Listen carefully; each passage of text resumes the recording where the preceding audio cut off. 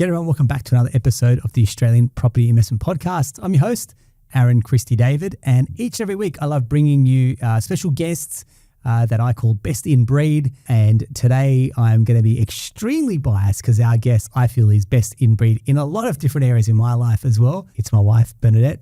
Welcome back to the show. How you doing? Thank you, Aaron. Very happy to be here. Thanks for joining us. Before we kick off, I want to reiterate that this chat is general in nature and not intended to give advice. So if you do need advice, please just seek out a professional. The reason we got Bernie back on the show is we're doing a lot of listeners actually reached out saying, hey, take us through your team and who's who behind the computers and the phones. So that's what we're doing, kind of peeling back the layers on our team and getting to know who they are, what kind of makes them tick, but also what they get that really excited about and what they get a kick out of life on as well. So that's very much the nature of this episode.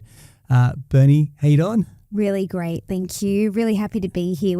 We're nearing the end of 2023. It's been a very big year. So, looking forward to wrapping it up with a bang. A big year. What's been on your to-done list for the year of 2023? To-done list. It's a great question. I think we spoke about it in one of our previous episodes about our commercial property purchase. That's been a big one. Now we're going to like the fit out and the approval process and the whole shebang. Absolutely. So that's taking up a lot of our headspace, but we're really looking forward to just how we can continue to improve the efficiencies of how we serve our clients, what more we can offer for them, and additional support. So just looking forward into 2024 to see what that looks like. Very nice. Yeah. Perfect. I mentioned before, and we've done this with a few of our team, which is let's go back to the Bernie story. I'm not sure everyone kind of knows your grassroots story, but do you want to kind of cast your mind back? I'd say you're always destined to end up in a role that was numbers based. You've kind of got an affinity for numbers but people. So take us through kind of your journey. Maybe. For sure. So I suppose going back to uni days, I studied a Bachelor of Commerce from UOW and at the time had picked up a major in accounting and was working as a cadet accountant, so at a local accounting firm down the coast. So always was working with numbers and really enjoyed the work, but really wanted to do more with people. So picked up a HR major and then also changed roles into a recruitment coordinator role. So jumped from numbers over really into the people side, and after graduation continued working in HR into different corporates and really enjoyed those roles, learned so many great things. And then I think at that time we'd been on our honeymoon, so married, so I moved to Sydney then, we got married, went on our honeymoon, and as we've shared before, that honeymoon sort of changed our life because we really made the decision to go out and start the business. And then from there, I was helping on the weekends, so working my corporate role, Monday to Friday, 9 to 5, coming in after hours to help with the business. On the weekends, newlyweds were out at brunch. We were in the office working on a Sunday, and I was thinking, have we made the right decision? Fast forward 7 years, we have. But there definitely was a lot of sacrifice in those early days, and saw the business and saw that it was a combination of numbers, of property, of wealth creation and people. It was like everything that I loved all rolled into one, and I knew I had to be a part of it. It was everything that I loved coming together. So going back all the way back to uni days is how much of a numbers nerd I am. On Saturdays, I would sit with my parents and do a finance review of their week. So Saturday morning, I would sit with mum and dad in front of the computer, have a look through their bank account, set them up for budget. This is how we then forecasted them to pay off their loan and gave them the framework. Yeah. And it worked, which, sort of takes me all the way back. That's how much I love numbers. Reconciling them, getting everything to add up, and just the power, I think, of that goal setting and seeing that process. Mum and dad were really good with, they worked really hard. They managed to pay all of their bills. But when we really set in place for them, okay, when do you want to have your home paid off by? And then we work backwards how much extra they would need to pay off each week and each month. Like Dad he was old school. He would record that on a piece of paper and write it down. I mean, you can do it in an Excel or Google Sheets document now, but it's so easy to go, hey, we want to pay off our mortgage off now. Let's work backwards. So yeah, that's my career, and then it's a little bit about how that numbers story work. Yeah, nice. And I guess when you cast your mind back to the accounting days, you probably saw a lot. You saw the good, the bad, the ugly, a bit like what we do when we look at people's portfolios, right? The good, the bad, the ugly, and those that were doing really well. So what were some of the key milestones that businesses were doing that were exceptional, and what were some of the markers that businesses had that they were poor performing, do you think? Yeah, there's a few, and I think a lot of accountants can attest to this. They have clients like these. I mean, the ugly is when someone shows up to your office with a shoebox full of receipts and they would, ask you to code and reconcile all of those transactions. It's disorganized, and it just shows someone who hasn't embraced that technology. Yeah. And then the good businesses are those businesses that have set aside money for their tax. They're forward planning. They're looking to put money aside into a separate profit account. So just, proactive, not reacting, I think, and like so many areas of our lives. When we're being proactive, when we're anticipating events, when we're setting up a vault account or an emergency account for, those unexpected things in our business or our personal life, those are the businesses that I saw succeed. Yeah. Is that what parallels you see? And people draw a lot of parallels between business ownership and then property investing and ownership there as well. What's some of the parallels that you draw from what you've seen then to what you see now? It's very similar. Like if I think about some of our, successful clients who invest in property, and I'm not talking one or two properties. These clients own 7, 8 plus properties. Yeah. I mean, one of my most successful clients has, over 15 properties. What makes them successful is they're very clear about what they're looking to achieve. So, for example, they know the passive income that they want to create. There's a number. Like they want whatever it is, 300,000 in passive income.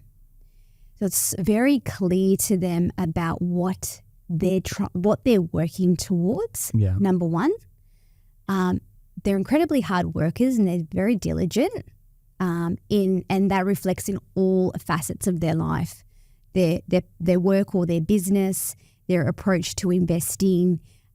They set really clear criteria about the properties that they're looking for, whether it be a yield or a cash flow return to them. And they don't buy a property unless it fits within that sphere. Perfect. So for you, what's been over the last 7.5 years, what's been some of the, I want to start with memorable or highlights that you've had, and then on the flip side, what some of the big learnings that you've had as well? I'll probably preface this by saying your biggest learning was probably week 1 on the job. Oh, okay. Yeah, it was. So week 1 on the job, this is for all those couples out there that have worked or work with their loved one, their husband, wife or partner. Brand new to broking, a client's loan documents come in. There was a big debacle. Loan documents have been issued a number of times and they signed the documents correctly, but they wrote the wrong account number on there. Yeah. So me as a rookie went, oh, it's all right. I can just white out the account number and write in the correct account number. Yeah. Bom, bom. Bom, bom. That was not the correct action item to take. Right. Whiteout should never be seen in loan documents. I was blasted by someone sitting next to me, and I think I cried for an hour in the bathroom. Yeah, rightly so. It's blatant disregard, but yeah, it's I think one thing we learnt was that we can't talk to each other. If I was an employee, I probably couldn't have.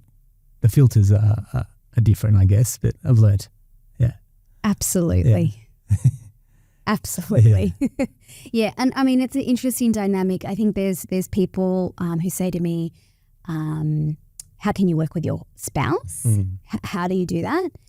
They say, I never could work with my spouse. And every couple is different. And I definitely would say that there are some couples that probably wouldn't work well together. Why has it worked well for us? I've often reflected on this is because there's probably 2 things. We share a common goal. So we're very clear about what we're looking to achieve with our life. Having said that, though, there there has been healthy friction in terms of how we want to grow or how we perceive Oh, the absolutely. next iteration. So we're not painting a picture that it's all rosy here. I call it healthy friction. Yeah.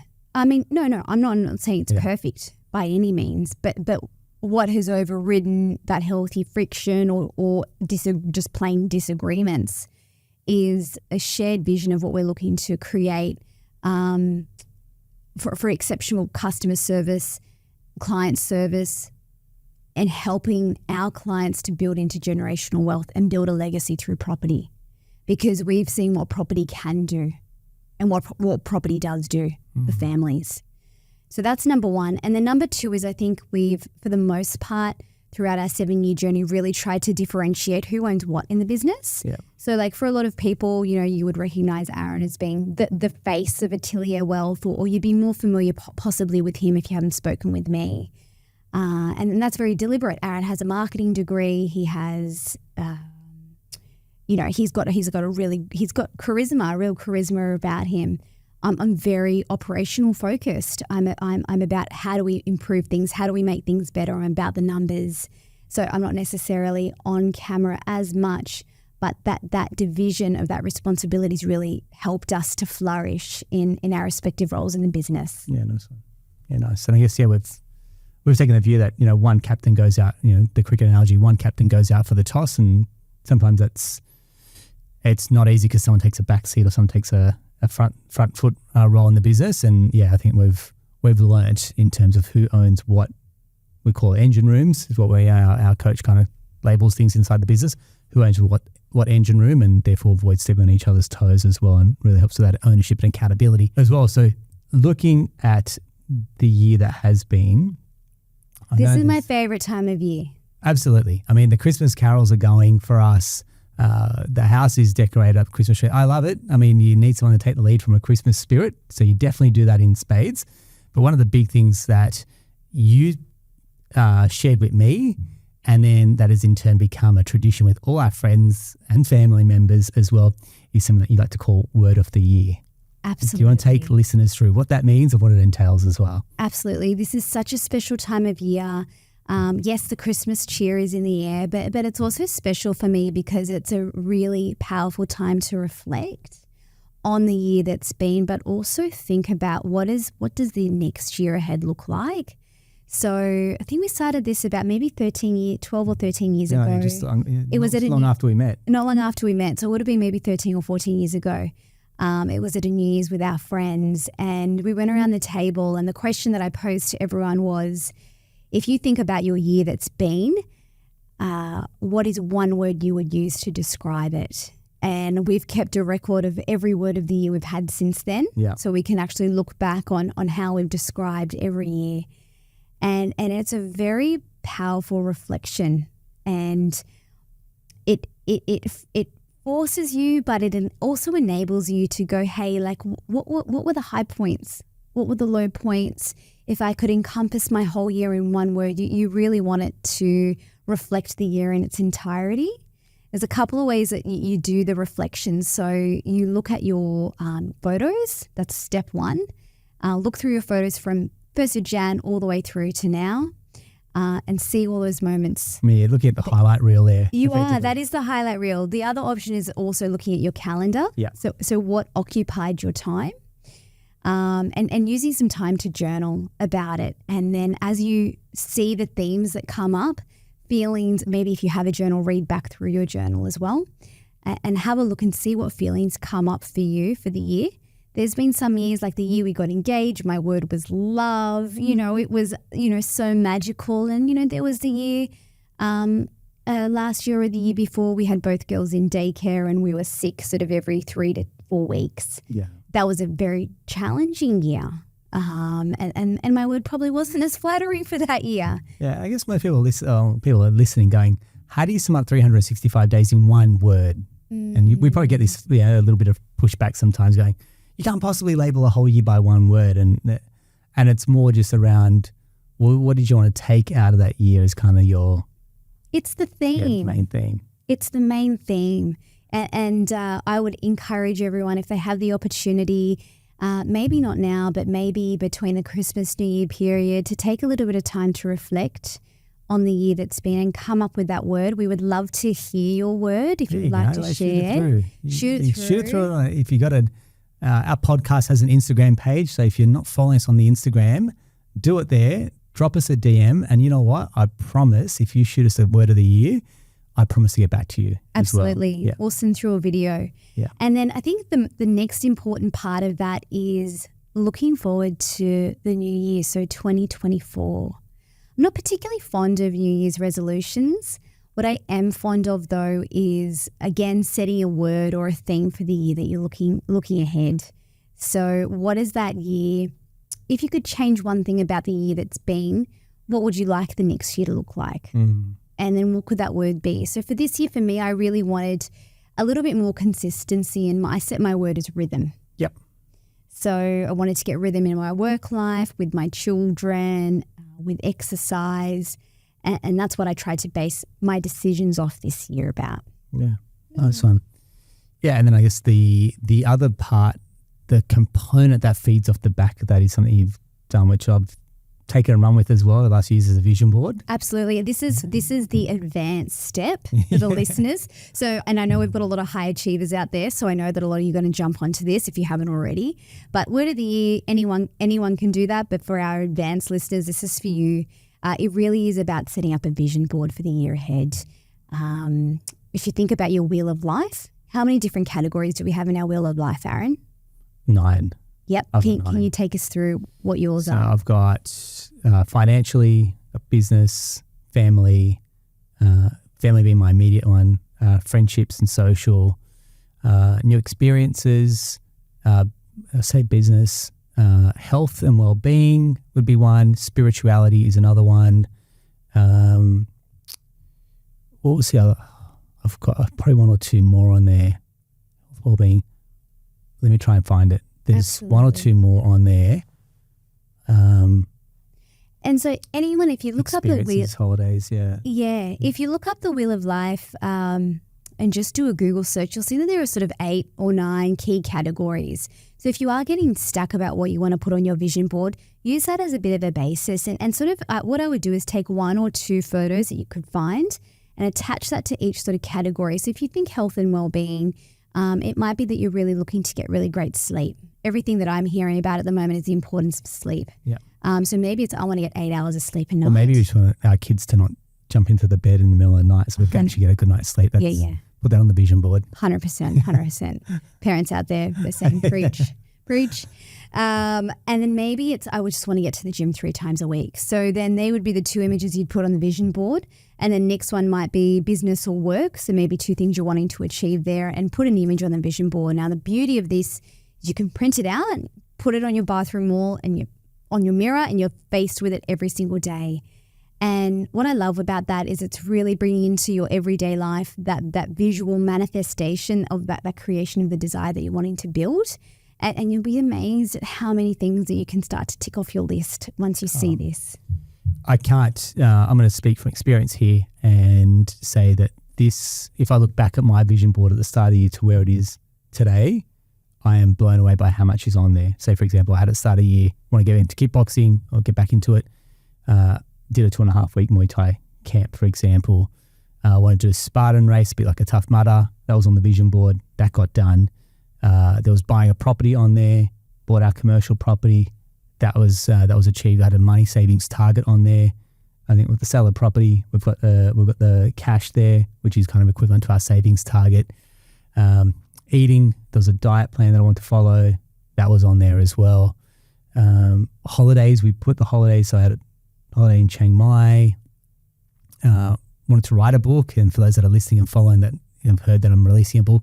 That book got written this year as well. The holidays that we took as a family, that was all on the list as well. So yeah, if you were for a second doubting, and I was definitely a doubter going, this sounds like woo-woo, for example, let me just tell you, and there's some really great studies that come out talking about the power of importance of goal setting, writing it. So writing it increases it to a whole new level, the ability to achieve that goal. saying it to someone else and the right people that you talk to, rather than dream killers, you find enablers and people that support you.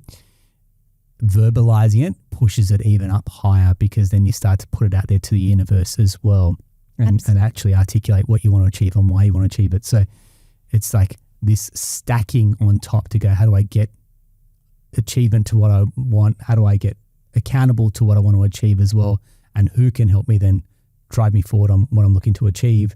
A vision board is like a tangible, rather than being in your head and we negotiate with ourselves on why we can't do it, why we can't go to the gym 3 times a week, or why we go to bed late because we're on our phone scrolling, for example. It's like, no, you've made a commitment to yourself. Don't negotiate with yourself. And seeing it, I've got my vision board on my desktop, on my computer. I've got my vision board printed out on my desk at work as well. So it's on my desktop and my desktop literally.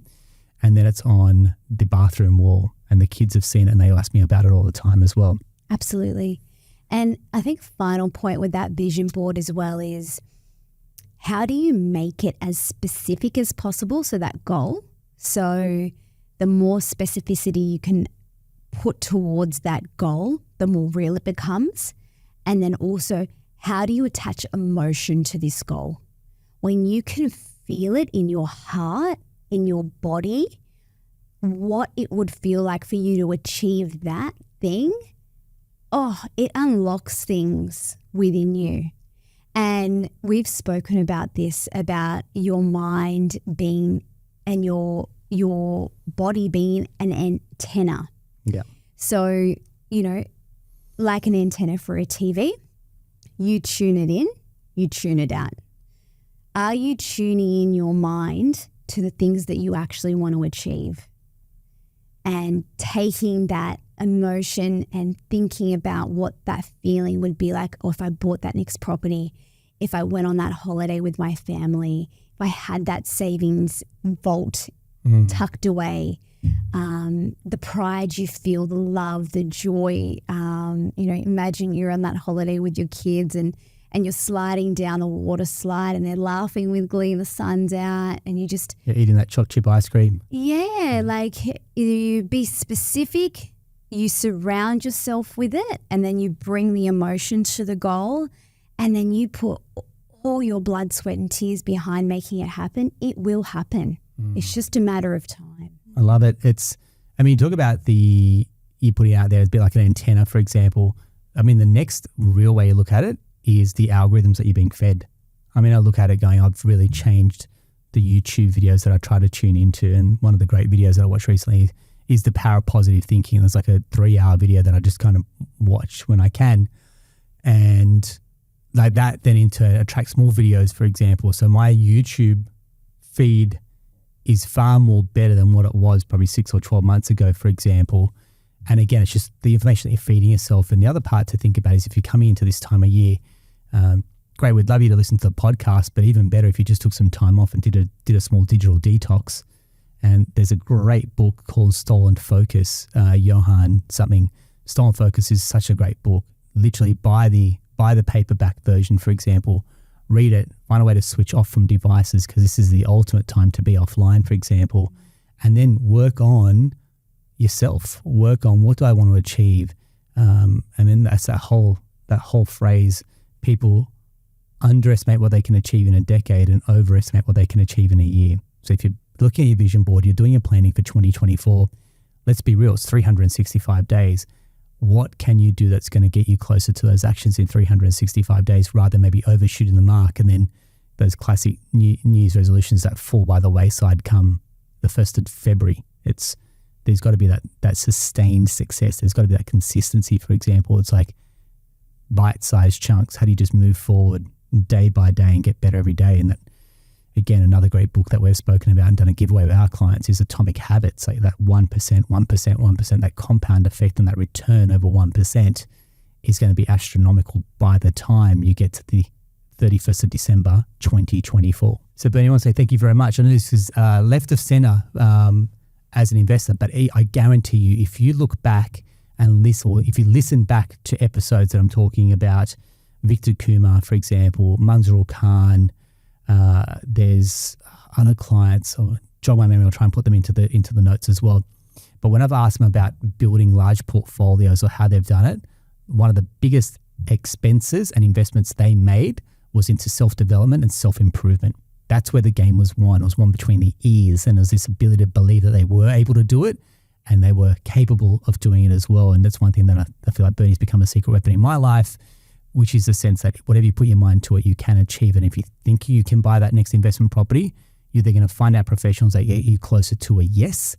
And that is, if we can get you thinking that way and thinking bigger about your future, then it's mission accomplished here at the Australian Property Investment Podcast. Thanks for joining us, Bernie. Thank you, everyone. Appreciate it. If you found this helpful, we'd love feedback. And again, we're going to talk about word of the year. Drop us an Instagram message. Please, we'd want to hear from you.